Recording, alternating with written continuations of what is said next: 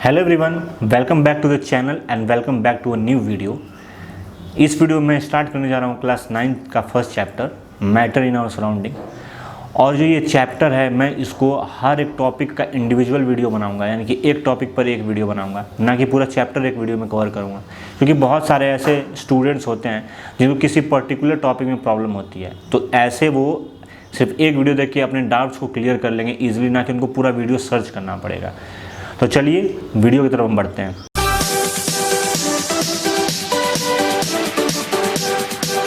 तो सबसे पहले हम देख लेते हैं कि मैटर क्या होता है। तो everything around us that has some mass and which occupy some space is called matter. हमारे आसपास जितनी भी चीज़ें हैं जिनका कुछ मास होता है और वो कुछ स्पेस ऑक्यूपाई करते हैं, यानी कि वो स्पेस घेरते हैं, उन्हें मैटर कहते हैं। फॉर एग्जांपल मार्कर हो गया, पेन हो गया, स्मार्टफोन्स हो गए, कैमराज हो गए, even human beings are also made up of matter. तो हमने बात कर ली कि हमारे आसपास जितनी चीज़ें हैं वो मैटर की बनी हुई है। तो हम बात करते हैं कि मैटर किस चीज़ का बना हुआ है। तो 17वीं सेंचुरी में सर आइजैक न्यूटन ने सिर्फ सोचा कि जो मैटर है वो पार्टिकल का बना हो सकता है।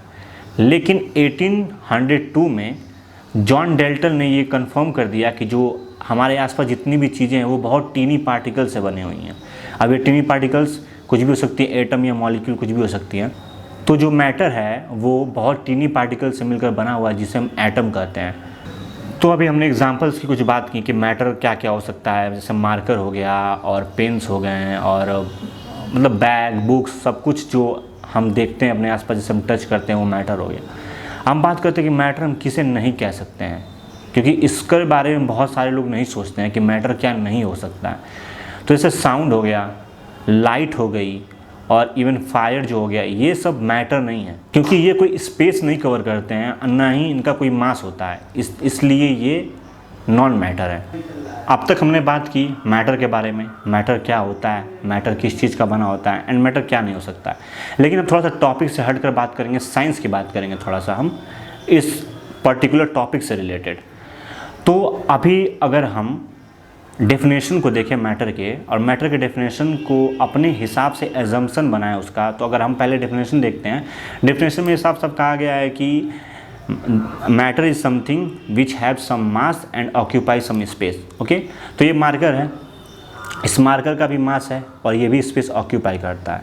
तो हम एक चीज़ ऑब्जर्व कर रहे हैं कि we can touch and see it, यानी कि हम ये कह सकते हैं, एज्यूम कर सकते हैं या अपना एजम्पशन दे सकते हैं हम इस चीज़ पे कि everything that we can touch and see is a matter.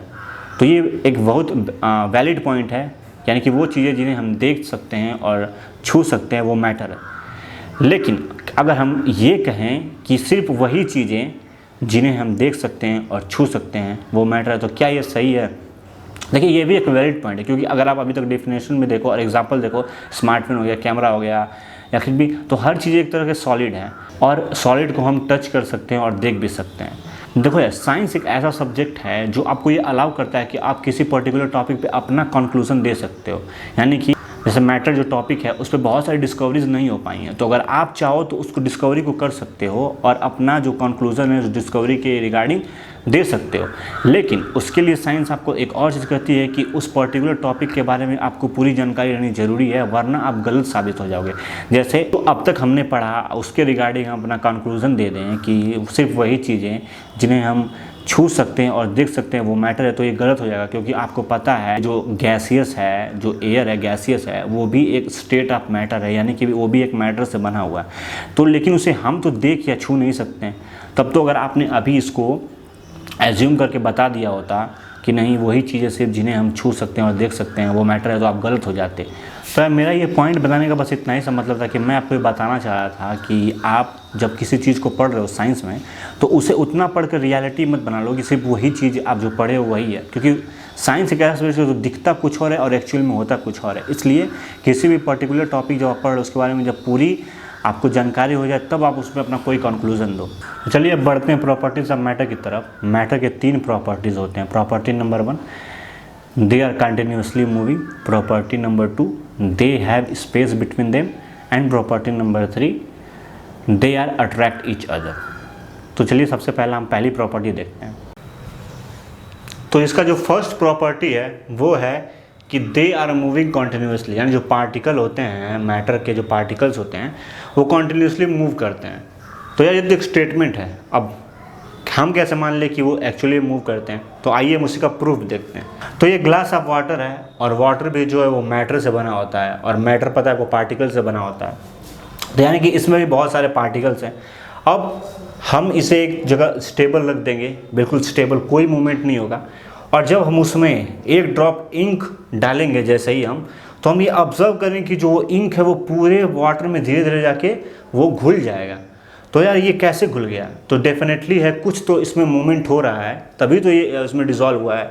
तो यहाँ से ये प्रूव हो गया कि जो पार्टिकल्स आते हैं, जो पार्टिकल्स होते हैं मैटर के, वो कंटिन्यूसली मूव कर रहे होते हैं। तो अब तक हमने देखा कि जो पार्टिकल होते हैं मैटर के, उनमें कंटिन्यूसली मूवमेंट होता है, जिसकी वजह से हम कोई भी चीज़ उसमें जब हम पोर करते हैं तो वो उसमें डिज़ोल्व हो जाता है मूवमेंट की वजह से।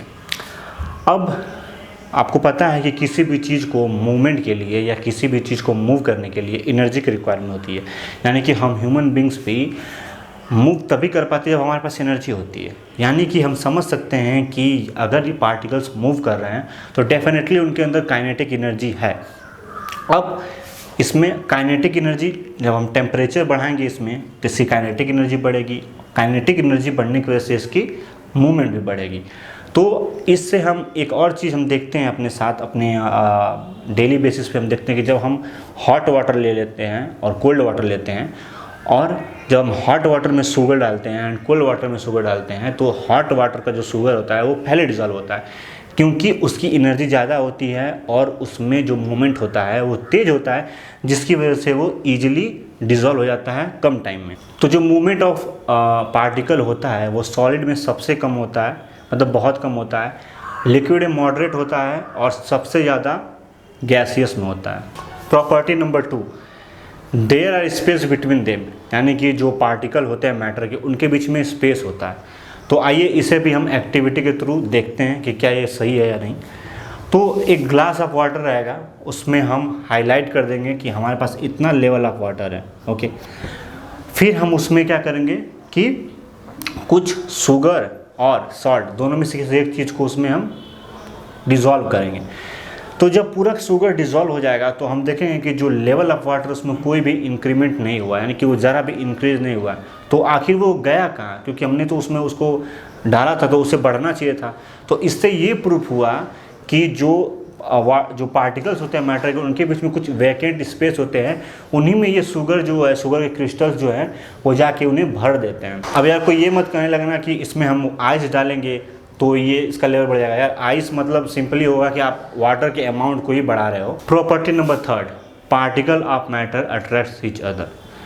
देखो यार, इस वर्ल्ड में ना everything is attracting by each other. हम भी एक अट्रैक्शन फोर्स से बंधे हुए, जिसे हम ग्रेविटेशनल फोर्स कहते हैं। तो ये माना गया कि जो पार्टिकल होते हैं मैटर के, वो एक दूसरे को अट्रैक्ट करते हैं। तो आइए इसे भी हम एक एक्टिविटी के थ्रू समझते हैं और देखते हैं कि ये कैसे अट्रैक्ट करते हैं।